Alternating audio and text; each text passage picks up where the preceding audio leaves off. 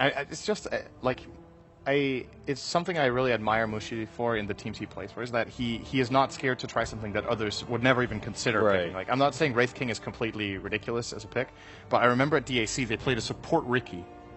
I could not believe it when I saw it. It did not work. But but they actually had the confidence. Like that's what matters. He was like, this is how it's going to work. I believe in this. We don't care what the metagame is. We don't care what other teams are picking. We're going to surprise them and we'll catch them off guard with something different. I mean, there's definitely credit to that. He goes a lot with feeling, you know, like it's like he tells it, guys, I actually have this feeling that this is going to be good this game. So we're going to do it. Goes off of his instincts a little bit more. If the team trusts it, it's a very powerful ability to have. Yeah, for sure. It just goes to show how much faith they have in him, right? Because they definitely believe in Mushi's ability. Man, I wish they have a bounty hunter now. Their lineup is like screaming track. You track and you just trade kills and you run around. You chase with TA and the snowball and the sigil. They have a lot of like fighting and small fights and chasing power.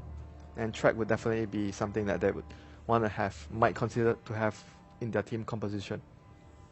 At the same time, I think Clockwork has like he can counterplay them really easily though. Like isolating the Tusk and the Wraith King, who are pretty low mobility heroes after Snowball. Like Snowball usage and Clockwork, Hookshot, and Cog placement is very, very important in this game. Wyvern's actually a god tier pick against this lineup. That is like a kick, man, into Fnatic's lineup. They have so much issues with dealing with the Cold Embrace. They have to maybe pick someone that has spell damage right now, or something to counteract that. It's not even just that, right? Of course, Cold Embrace is like incredible against Tusk ult, Witch Doctor ult, everything from Wraith King apart from the stun, which is his only active ability, and TA. All of TA's damage is physical. So Cold Embrace is incredible, but it's also a great counterpick to Tusk, right? You roll in, and then when you roll in, you expose yourself to a good winner's curse, and all of Fnatic's lineup is actually close. They need to come in close. TA is a range carry, but she's like a 300 range carry. Wraith King melee. Death Ward is the only thing that they can probably play around the curse with, but it's actually going to be pretty tricky here for Fnatic, I think. And so Crystal Maiden. This is quite unexpected. I mean, if we were to try to find the reason. They might actually want to go aggro try with this line. Like, if they don't do aggro try and they just do defensive lanes, it kind of feels that they are going to lose out a lot from the laning phase. Aggro tri-laning into Gyro is always scary, though. That is risky, And it's Lina and Wyvern, so both the supports have very long range, a lot of harass, so yeah, it's probably a bad idea. It's probably a bad idea, that is not an easy tri-lane to go into. I mean, hey, but obviously we just talked about, Fnatic, or Mushi rather, obviously being known for, hey, going with his instincts, going with his guts. So even if it's a bad idea, Riki support sounds like a bad idea. It didn't work, but went with it, and he has that faith. Teammates have that faith. So maybe we'll see it work this time. Maybe we'll be proven wrong. That's something to always look forward to when we see Mushi playing with his teammates. On the other side, IG looking like they're feeling pretty confident again with their draft, going off of that win in Game 1. So we will be jumping right into Game 2 between IG and Fnatic. Luo so quick to the top. They are really wanting to win this Vision game against Fnatic. And we should welcome everyone in from the main live stream. So greetings to all as we go into game number 2. Invictus Gaming up against Fnatic. I am Toby1, joined by Wago. We will be your casters for this game. Greetings and salutations, Dota lovers. Rest in peace, AC. Shout out to he's fine. He's fine. He's really happy. He's in a comfortable position of life. Yeah. So, as you said, the TP out to drop these wards, very nice by IG. So they have perfect information of the lanes already, whereas Fnatic still kind of just looking around, trying to find any information. They haven't seen anyone top. They did not see the gyrocopter bottom, even though they just barely... I like how deep they put that top ward, too. Yeah. Like, if you're running up late, maybe you're going to ward a little bit further down, but actually having that ward up on the high side and to the right, you see deeper into the jungle, and you just have some good fun that way. Yeah. You see the ganks before they really arrive, and you probably maybe get a glimpse of the CM's levels. Yeah, it's a very nice ward. I like it a lot. Can't believe CM no Arcana. She actually doesn't. Well, at least we don't have to see that annoying puppy from running around. I don't like the creatures, Toby. No creatures in my Dota. What the hell, pets? What is this? It's called My Little Pony. Oh God. Okay, so the Observer Ward once again being planted. This is now our second time today. Yeah. We're seeing this very early ward being planted, watching the mid lane. Popular spot, indeed. And, before before. It helped them a lot when it was, who was it? Faith playing the Bounty Hunter who dropped those wards? Yeah, it was. Yes. Against the Secret, which was very nice, but it did still not manage to win the game for them, but it was really nice for mid lane. But this time the shoe's on the other foot. And the same matchup mid as well. The Bloodseeker versus that. Oh, top lane. Real trouble for Luo. KOXY looks like he started off with his son and Johnny, also with a paralyzing cask, and they're just pushing him out as far back as they possibly can. There's no one else coming apart from, well, actually, yeah, there is. It's Chuan up the lane, throws the sentry ward, but there's no obs there. There's nothing there. Gonna miss it. And meanwhile, just trying to focus, you know me, priorities. I'm looking at mid lane mostly for the laning. Mushi playing a very nice TA here, just harassing Ferrari a lot with the side blades. He definitely did a good job so far, as Bloodseeker struggling a little bit. Yeah, just a little bit, but as long as he can still find the last hits, like the regeneration battle between Mushi, like Mushi relies more heavily on his bottle, which he doesn't have because he went for the early Wraith Band. Yeah. But Ferrari, like, you got the 2 points up in the Thirst. He's having a very, very fun time here in the mid. It can get very scary when people go low HP on the other lanes. In Ohio, on bottom lane, like that really position. Yeah, exactly. He's actually salving earlier than he might have done previously, just because of the advantage to Ferrari. Oh yeah, I mean that's definitely a thing you call out when you're playing a game like this and you notice that the Bloodseeker is just going ham. You're like, guys, what are you doing? Please just salve up, stay high on HP, and do not run around with like 200 HP. Because it's going to win the Bloodseeker's lane when you do that. Where's Kerchik headed? Initially, it looked like he was going to try and contest for the 2-minute rune on top. In the end, it's going to be in favor of Chuan, the DD. But he's wasting a lot of time where he could be stacking / farming the Dire jungle. Yeah, actually. He could have been farming a little bit more. I like, when you're running a jungle CM like this, what I like to do is to try one smoke gang and just make sure that that one works, and all the other time just farm as effectively and efficiently as possible. Because else, if you're kind of thinking about ganging every now and then, you find yourself not farming very quickly in the jungle at all. This is from watching a lot of Poppy games and Aka games as well, of jungle CM. Yeah. I give massive props to KYXY. Like, this lane couldn't have been easy to start with, but he's managed to find 12 CS with 2 denies. Yeah, but this DD Wyvern now really just marking his territory, running up. But of course, in the end, it runs out of time, so they finally got D-ward the pull. Very nice D-ward by Johnny, actually. First sentry gets it, and not a common spot as well. So really understanding the words of IG. IG. So your bottom lane's looking good for Burning. He's the highest CS on the board.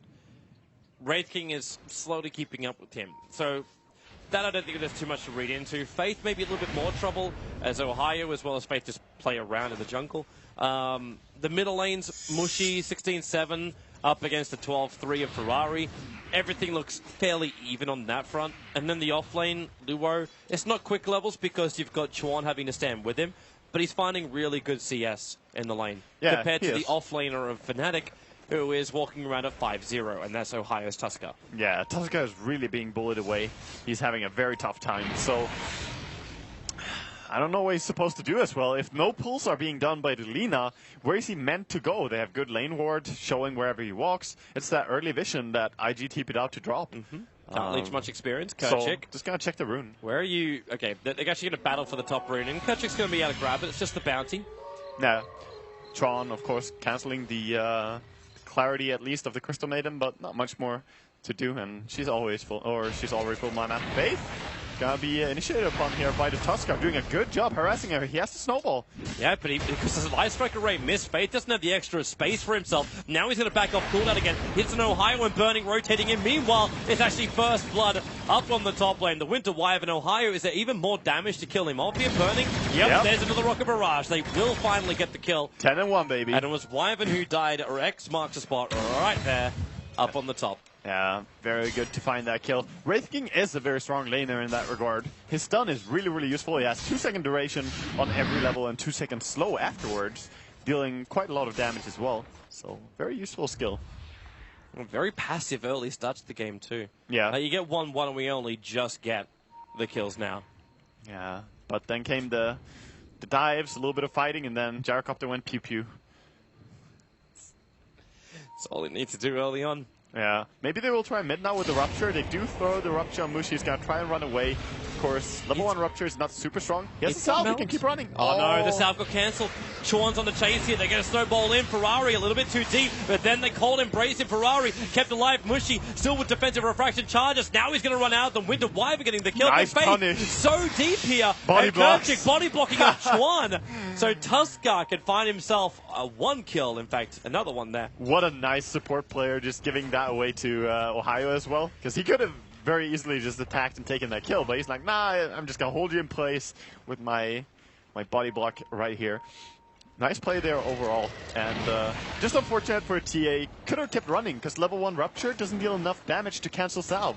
So he could have kept running, and he would actually have probably lived there. But still, an amazing punish for him, regardless. And things are going to start to get a little tight now with Fnatic getting a couple of these kills. Because the Golden Experience is going to swing back their way.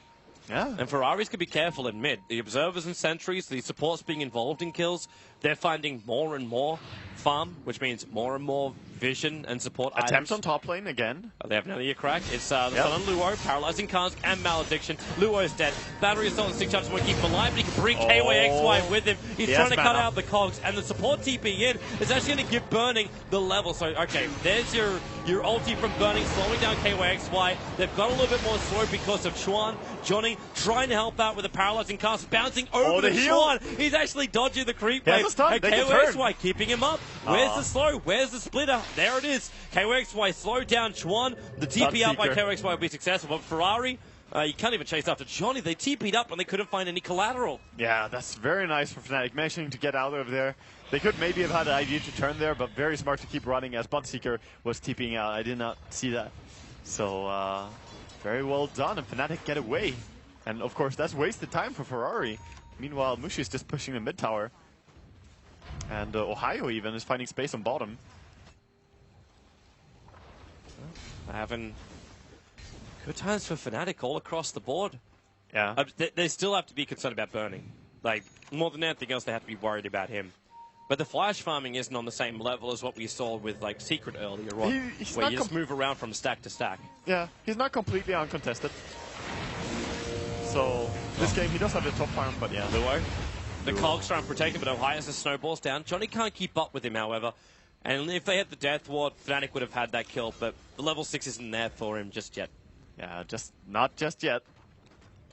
Kercher could help him out. He could just, like, frostbite the Alpha Wolf and let him take the experience. But they're going to try on the Wraith King top. They know he doesn't have ulti. They just Rupture him now. Look at how close Ferrari is hiding. Oh, there's your Rupture. And KOXY just running it off. He does have 2 1 charges, but now the Blood Right burning. The call down as well. The TP started, but they ended up cancelling that one. They would have to TP so much sooner because they're going bottom lane. They're after Luo. Hook shot up. He wants to try and cox him back and actually lock him in range of the tower. Luo will die here, but maybe not with the Cold Embrace. The Malediction's not doing the work, and the Battery Assault with Chuan behind him. The Slave comes in from Faith. He'll find one of the kills. Luo should still be careful with his life. Yeah. With that backup. Ferrari. Careful. Okay, yeah, Mushy, he's got a lot of power there. Yeah, Bloodseeker always so fast hero. Like, just with treads and people not even being that low HP, he's still 400 movement speed. So he can be very aggressive. Top tower gets brought down by Burning, gets the last hit as well. So very nice for him. The Ancients are actually blocked now by Faith.